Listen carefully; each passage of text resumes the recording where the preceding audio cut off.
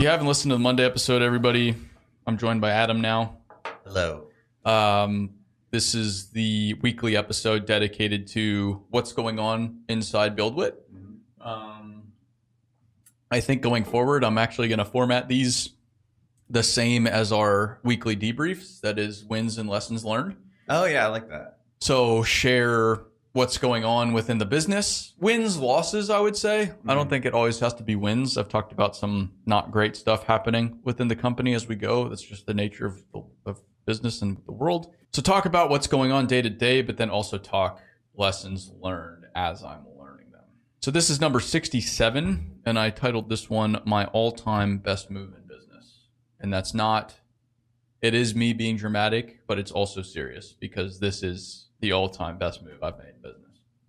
What we're going to talk about here. What we're about to talk about. So to bring everybody back to 2018, when I first started the company, I read a book called Conscious Capitalism by John Mackey, who most people don't know who that is, but he co-founded Whole Foods. He's the Whole Foods guy, right? Yeah, most people know that.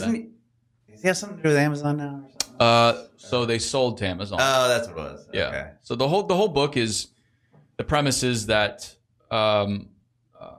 business can be a force for good if there's this noble mission to guide it as it goes, especially as it grows, because there's all these forces that start to act upon it. But if you have this well-defined purpose of serving everybody, all your stakeholders, you can create a lot of good in the world, and you can arguably do more good than any other force in the world via business. Sure. As we've seen, government's not always the most effective right. way to do it. And to your point about Amazon, the irony of him selling his business to the evil empire is not lost on me. Okay. Yeah. But he did build something from the ground up. The principle stands. Yeah, exactly. Yes. Yeah, the principle stands. And I really loved him stressing the importance of mission and purpose within business. So I had that in my head. And then I read a second book by, ironically, John Mackey's college roommate, Kip Tyndall, which most people, again, don't know him. That is, okay. But he's the co-founder of the Container Store. Oh, man. Yeah. And they live together? That's and they wild. lived together in college. That's so wild. So when I wrote this, I was like, something must have been in the booze or something in school. Yeah. Because they did just fine. But his book was uncontainable, and he argued that meaningful values are the foundation of any great culture. So if you put mission, that's the why, that's where you're going. That's why you're doing what you're doing. And then you've got your values, your operating system on the how. So if you put those things together within a business, you can then build a great business, great culture, or arguably great culture, then great business. So I didn't need further explaining. I was like, we need both mission and those things. Yeah, we need mission and values. And within businesses, when you're early on, the mission and values, they don't always need to be defined because there's a common set of principles that each group abides by. And when it's small, it's easy to enforce those principles, cultivate those principles because you're with everybody day to day. It's when it becomes really important when the business starts to get beyond just a small group. Sure. I needed to get BuildWitt a defined mission and values. And we took the opportunity at our first team meeting when it was 5 of us in a Nashville Airbnb to ask what was the point of, at the time, the Dirt World storytelling experiment that we were engaged in. So what, because I don't know the answer to this, what took you from, because this started in Arizona, right? It's not how the whole, okay. Why'd you decide to come to Nashville? I was still living in Arizona when we did this. Really? Yeah, I wasn't living in Nashville. We were here for an event.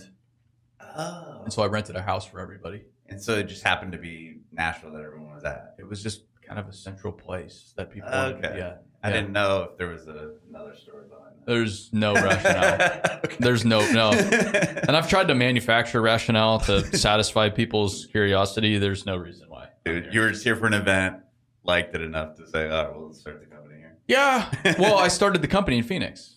So I lived in Phoenix for a few years. And then when you moved here, the company's still, okay, never mind. And then yeah, I was the company at the time for the most part. Moved here, naturally just brought it with me. Yeah. Okay.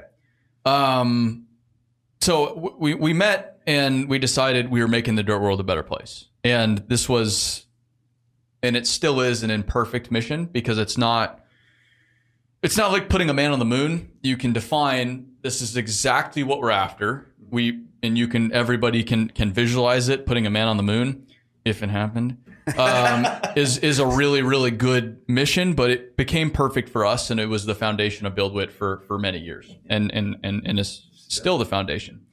And then with the why sorted, I then set off on a values journey to define the common how. And to do this, people are always like, how do you choose your values? You don't really choose your values. You more so just put what you believe into words. So what is already happening, you just try to verbalize. And so that's all I did. And I came up with values like keep it simple, stupid, KISS, make decisions, transparency wins, and lighten up. Mm-hmm. There might have been some others. But those were the main initial values. And formalizing these values was invaluable because it helped us make anything from strategic decisions to hiring and firing decisions, which served the business really, really well. And had we not done those things when we did them, we would be way off base today. So I'm really grateful we did that. That said, culture is a very tricky mistress, and the best way I can frame culture in my head, at least, is like a garden. And gardens, they require non-stop effort. Sure. So there's pruning, there's watering, there's fertilizing, there's weeding, and some days are a lot of effort, whereas some days are just some watering and some gentle attention, but no days are without work. Right. And if you take your eye off the ball, if you don't work on things, trouble starts to brew, and it's really slow at first. Maybe a weed here, or a weed there, or a withered leaf, so to speak. But then ultimately, as you ignore it further, the more you neglect it, it starts to just become chaos. Yeah. And there's some winners, but then it's at a collective loss. Sure. It's not really this ecosystem anymore. It's more so just one thing dominating everything else. Something the few that survive. Yeah. You end up with a full patch of watermelons, or everything's dead. Or whatever it is, or the birds eat everything.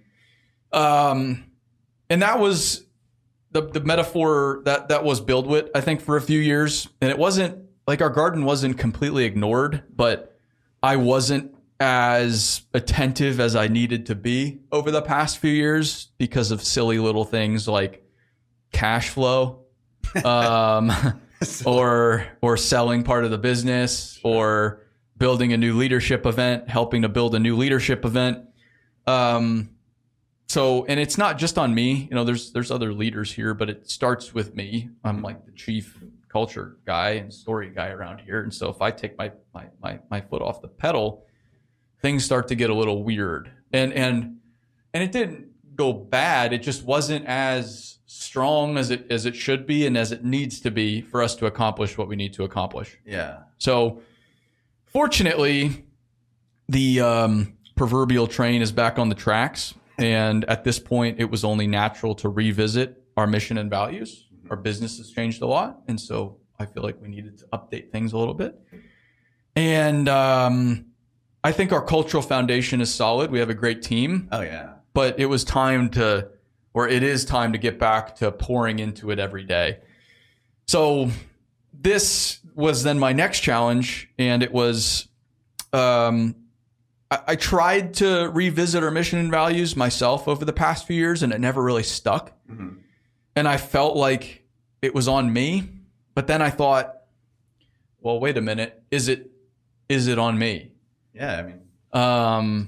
That's when we came to what you saw over the past few weeks. Maybe month was the survey I sent out. Yeah, which I thought was really cool that you gave everybody the opportunity to weigh in on it.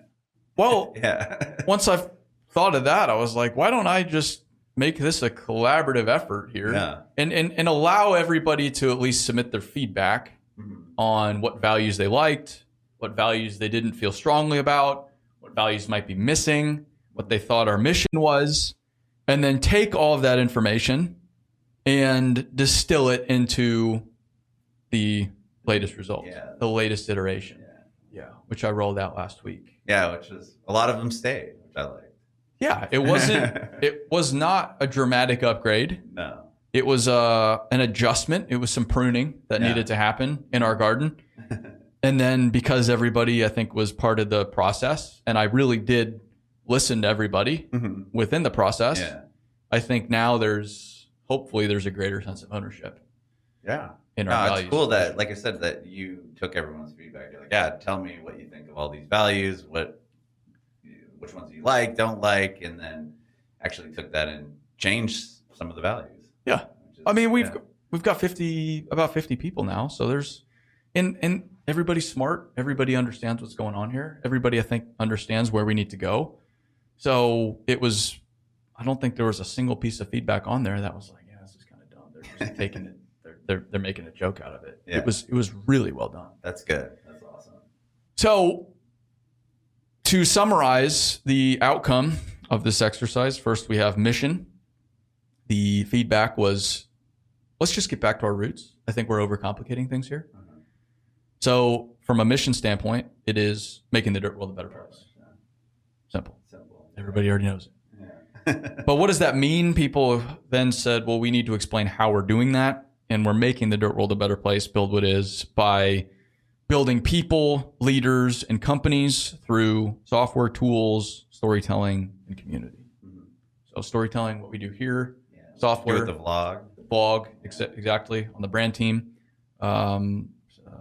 Software, BuildWitt Improve. And then community, Dirt World. The summit. Yeah. It's a really exciting time. And then we've got our values. The first is transparency wins. That wasn't going anywhere. Yeah. Sacred cow. Yeah. Same last time. And then I tried to give some real brief definitions to each as well. So for transparency wins, when in doubt, transparency wins, give direct feedback, share information, and own mistakes. So the point is, if you get to a fork in the road, the more transparent option is the right option. And that's served us really well. Yeah, I was gonna say, I thought that was cool that you, in the meeting, you asked, like, does anyone have an example of that? And there's a couple examples, like, oh yeah, like with the sales call, this happened. Like, I'd rather just not lie to the person and just tell them straight up, this is this one thing or whatever it was. Well, and everybody's being lied to all day, every day. So when you just tell somebody, I don't know. Yeah. They're like, it gains trust. Oh. Yeah. Oh, okay. This guy's not just here to sell me something. Yeah. He's not pulling the wool over my eyes. Right. Cool. Check. Yeah. But it has to be genuine at the same time. Right. So transparency wins, number one. Number two, lighten up. Meaningful does not mean miserable. Enjoy the ride. I think this is really important for us. It's been here since the beginning. And there's a lot of companies out there that take themselves very seriously. Oh, yeah. And to me, I don't understand why. It's just like, dude, go take a deep breath. Like this isn't life or death. Right. Exactly. Most of the time it's just something so dumb and you're like, all right, are we really going to get that upset over this? Well, they get upset, or they're just there's a lot of very self-important people out there. Yeah. Especially the bigger the company, the more sense of importance that you have. And I'm around, I've got a big title and I'm around very important people. And then I start to think that I'm kind of a big deal. And when I'm kind of a big deal, now I can't be fun, can't joke around. I've got to now be a big deal. Be a big deal. Yeah. And be a big deal means have no personality whatsoever. Yeah. And just speak through lawyers. Sure. So lighten up, I think, is essential for us and will only remain even more and more important. Number 3, keep it simple. I eliminated stupid. Simplicity is the ultimate sophistication. So that was good feedback. Yeah. People are like, do we really need stupid in there? And if the value is keep it simple, if I could eliminate a word, one of 4 words, make it more simple, then why not make it more simple? Yeah, I wonder if you could have switched stupid to something else, like sweetheart or. Yeah, I could have, but again, make it more simple. If the point is make it simple, make it simple. There you go. Number 3, is a new iteration of somewhat of an existing value. Field first. We serve those who build. If we're not doing what we're doing ultimately in service of those making it happen out in the field with a shovel, in a ditch, laying pipe, in a machine, crew leader, in a pickup truck, but those making it happen, then something's off. Which I think it's only more important for us as we go on. And you started in the field too, which I think is so cool. And a lot of us started in the field at the company, and I think that's what will make us successful future state as long as we stay true to serving those in the field. And because you've been there, it's not like you're just assuming what these guys are going through. No. Number 5, own it, take ownership, and be a steward of our brand and resources. Everybody here through the bonus program that we're beginning this year has the opportunity to get stock in the company. That's awesome. So this year, 2026, everybody, assuming all the numbers are what they need to be for the year, they become quite literally shareholders of the business. It's a phantom stock award, so it's not like there's no stock certificates, but it functions the exact same way. Yeah. And it ties everybody to the success of the business, which I've always wanted to make happen. Yeah, which is awesome. Yeah. And so reflecting that in our values, I think was the right time to do that. It's not just lip service. It's not like we want everybody to act like an owner and have no ownership stake. I don't think those things, I don't think it works that way. No. They have to have, everybody has to have skin in the game. Yeah, I was gonna say, if you have skin in the game, you'd probably work harder or want the thing to succeed more too. Well, yeah, because you think about it, like it's yours. Partially yours. Yeah, exactly. So really excited about that one. And then number 6, we had 7 before. 6, I eliminated 1, is better every day. Small daily improvements move mountains over time. I like that one too. Really cool. Yeah, that's a really good one. That's honestly my message right now. That's the message of our product. That's the message at Dirt World. And that's what I've believed in since I started building a career at 16. It served me pretty well. I don't see why it won't serve the business on a continuous basis, serve me as an individual, serve the Dirt World. Yeah, 100%. So yeah, I really like how it all kind of. I just liked how you included everybody, and then with the feedback, kind of everyone got to chime in on those values. Like, when have you seen keep it simple, stupid work for you, or and everyone kind of had their own little story from all the departments, which I thought was cool. And I think we'll be doing more of that as time goes on from a storytelling standpoint. But I again, if you just, this is really the beginning, defining this stuff. Mm-hmm. Now you have to live it. You have to live it, but more importantly, tend to the garden and continuously reiterate this stuff. So, but now that they're in writing and everybody feels good about them, leaning into them is I don't think all that difficult. Yeah, no, I like it. Because they're accurate. And they're not really aspirational. They just represent who we are, and they represent who we need to be to do what we need to do, which is make the Dirt World a better place. Yeah, and they're not so far off from what they were before anyway. There's not much. Now, if they were, then something would be wrong. Right. Yeah. And so something would have been off if they would have been a dramatic departure. But to summarize, values, transparency wins, lighten up, keep it simple, field first, own it, and better every day. And I did not use other values to guide this. I used our existing values. I used our feedback, and I used critical thinking and my communication skills to refine the language. Wow. Which is a phenomenal skill in business.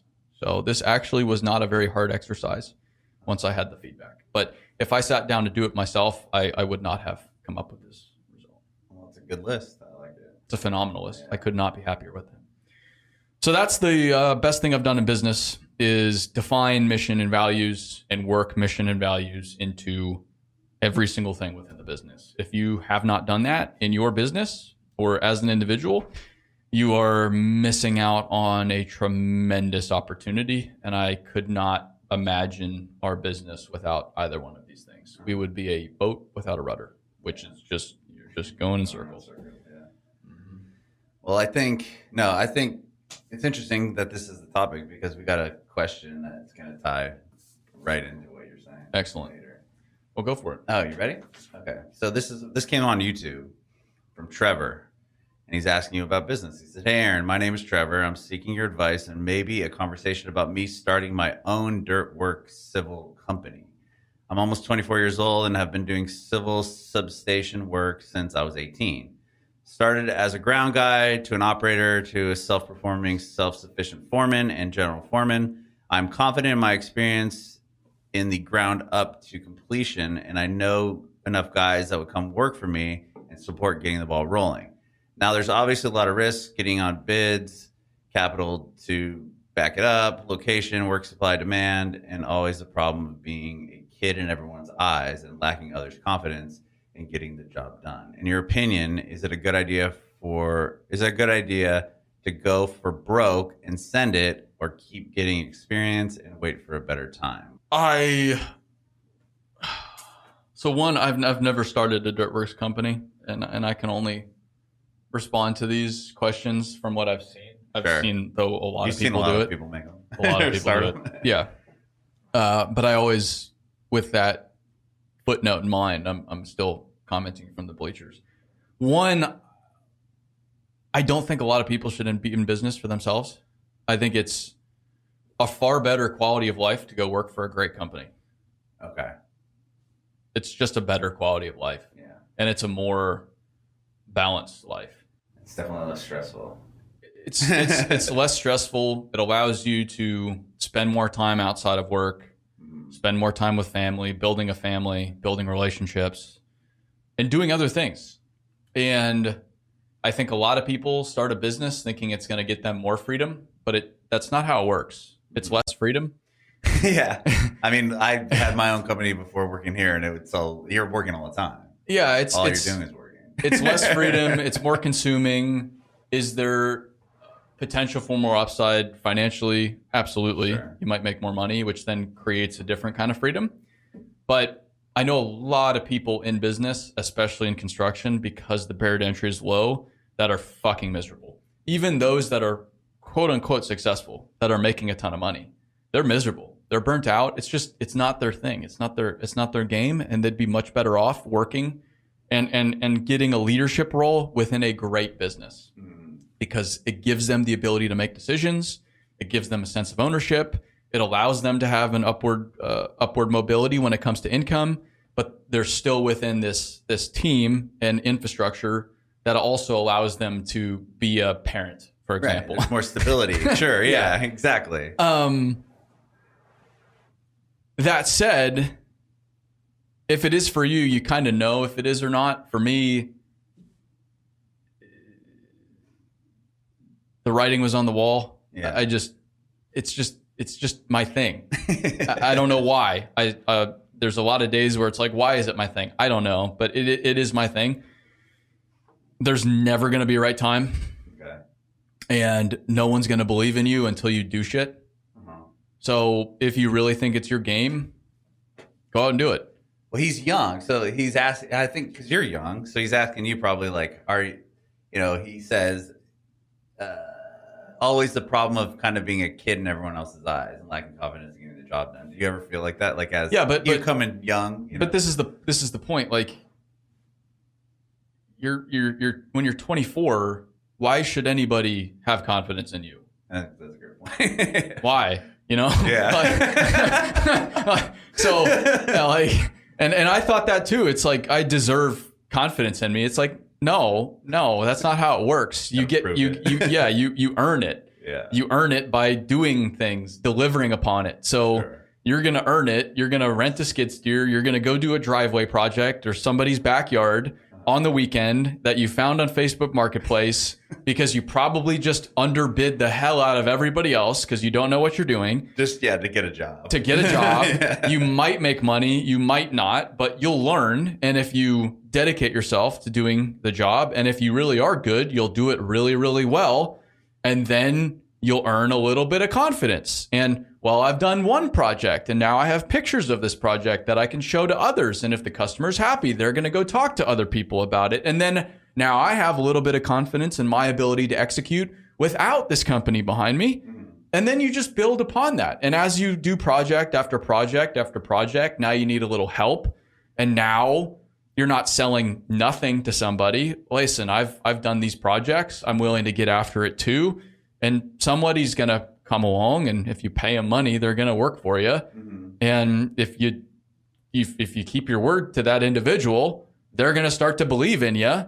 And then now you can do a little bit more work because you've got somebody else helping you. And 1, 2, 6. Now you built something. Now you build something. Yeah. It's there's not a whole lot else to it than that. Yeah. So maybe he just goes and who knows? I don't know what he said he's going to do something in what did he say?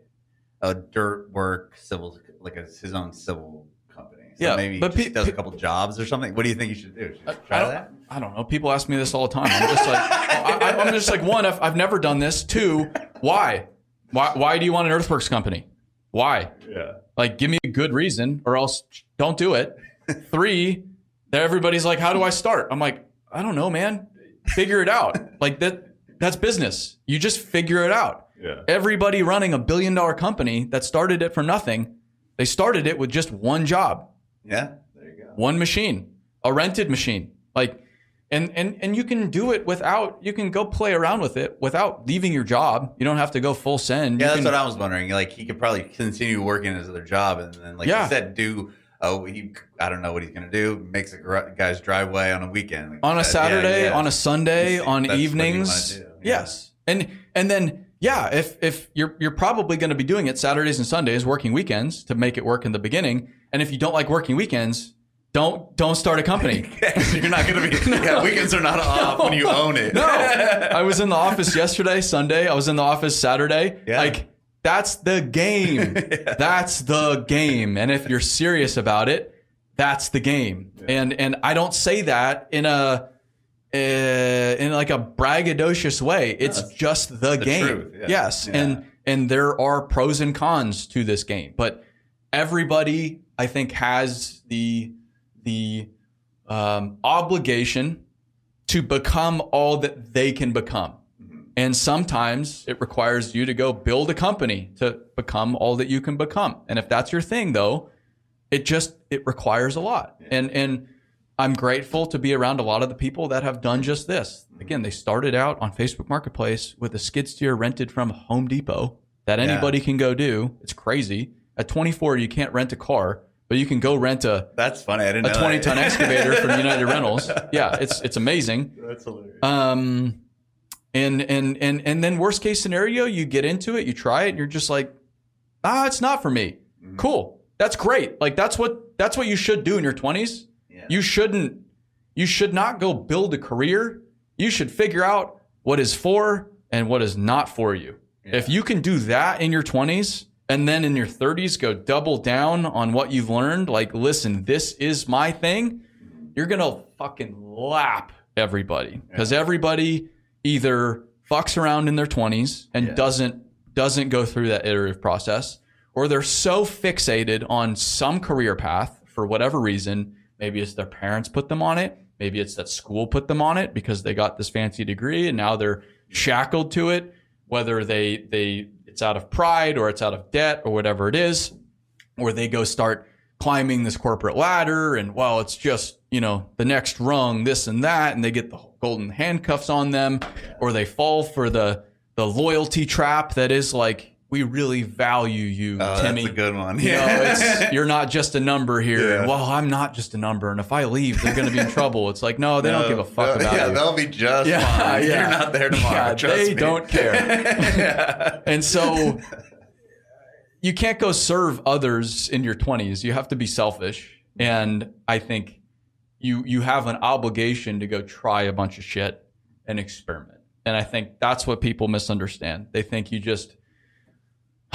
one day, somebody just, the fairy just bops you on the head and you're like, oh my goodness, I have discovered my life's purpose. Yeah. And then it just makes sense from that day on.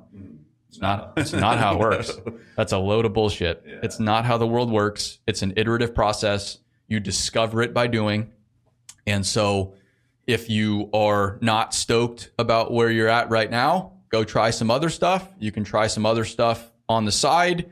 You can, if you have a low cost of living, say, fuck it and go all in. That's what I did. I broke my lease. I got rid of almost all of my cost of living when I was 23. I moved back in with my dad. So cool. I don't need to make all that much money. Like if I make 20, 30 grand this year and I had savings because I played smart in school, but I needed to make 20, 30 grand to figure it out. And so it's like, where's the risk in that? There isn't risk. And worst case scenario, it doesn't work.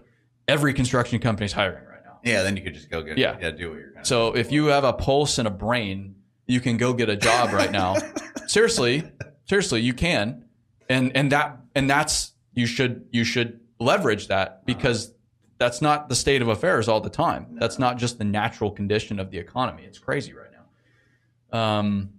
So my advice for anybody in their 20s is just experiment. And that might not mean go start your own company. That might be, listen, your company right now, it sucks. Mm. You hate it. Go work for another company. Yeah, see, I don't know. Sucks. Yeah. Or you hate buildings and you want to move dirt. Go move dirt. Or you hate big dirt and you hate traveling now and you want to go a little smaller. Go smaller. Or you hate doing 7-Elevens and you want to go do the big stuff. Yeah. Okay, that means you're going to have to leave home and travel. Mm-hmm. That's okay. You know, or you want to go see the world. Okay, go build shit in a different country. Every country's building stuff. There's opportunities everywhere. Open your mind. That's the kind of stuff I'd be doing. And that's what I did. Yeah. That's what I did. I worked for 5 different civil construction companies in 4 years. Oh, wow. I didn't realize that. To just go iterate. Yeah. To go see what I liked. See what you like, and then you get the people like your dad's like, well, you know, hopping around a little too much isn't going to look very good in your resume. Oh, yeah. Like, bro, that's not the world anymore. Everybody needs people so bad. Yeah. And if somebody were out of school, 23 years old, to ask me, hey, man, you've been hopping around quite a bit, I'd be like, yeah, by design.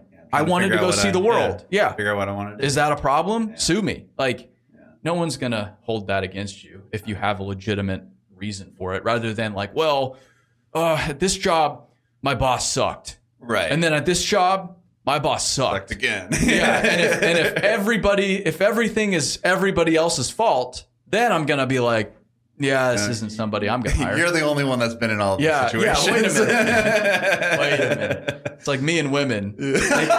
They can't all be crazy. Right. Maybe. There's a common thread here. Well, I think that's great advice. I mean, tell them, if you're 24, just go try it, see what happens. Try it and see what happens. Yeah. What, worst case? Yeah. It doesn't work. Okay, cool. Yeah. You learn something. Or... you know, you royally fuck somebody's backyard up. And there you go. And then now you have to learn how to unfuck it. Yeah. And some of the biggest construction companies in America started that way. Uh-huh. They've screwed up big time stuff.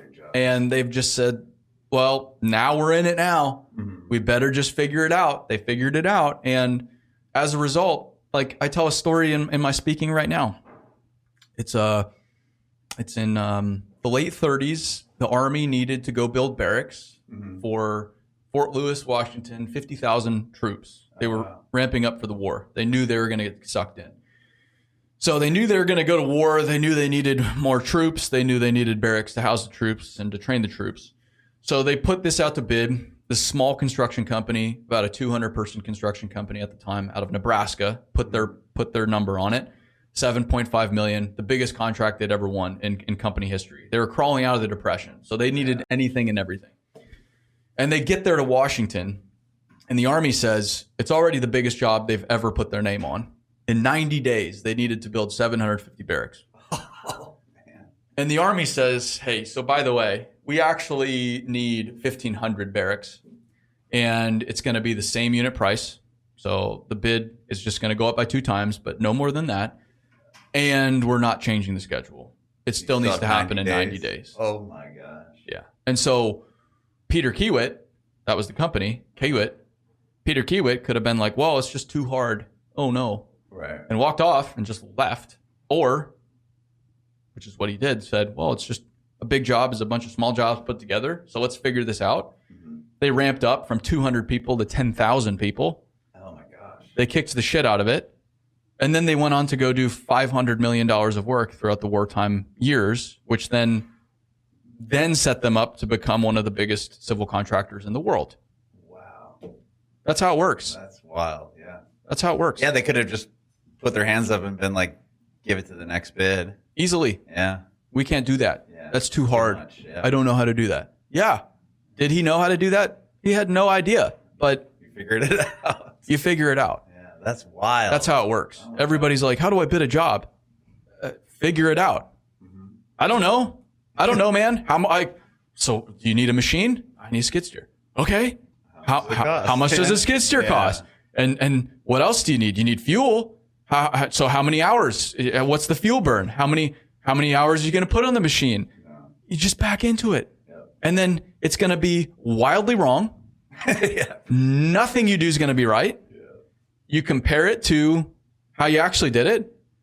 And then you go to the next one. And well, I dramatically underestimated my fuel burn. I actually, because I screwed it up, Yeah. I had to put twice as many hours on this thing. Yeah. And I didn't think diesel was going to raise, go up by this much and I was just getting it from the pump, because I don't know any better. And Yeah. I didn't have a tank for it. It was kind of a mess. And so maybe I buy a slip tank for my pickup truck, which makes it a little bit more efficient. And then I can get more diesel. It's just. Yeah. Just learning. Yeah. Just trial and error and figuring it out. That was a great question. Hope we get more questions. Yeah. If you have questions, feel free to send them to dirttalk@buildwit.com. Yeah. Comment. That was YouTube. That was a YouTube comment. YouTube comment. Spotify, we have some comments on there. So we got some more questions coming too. Awesome. So. Sounds good. Well, that's a Monday podcast, and we'll see everybody on the next one. Stay dirty.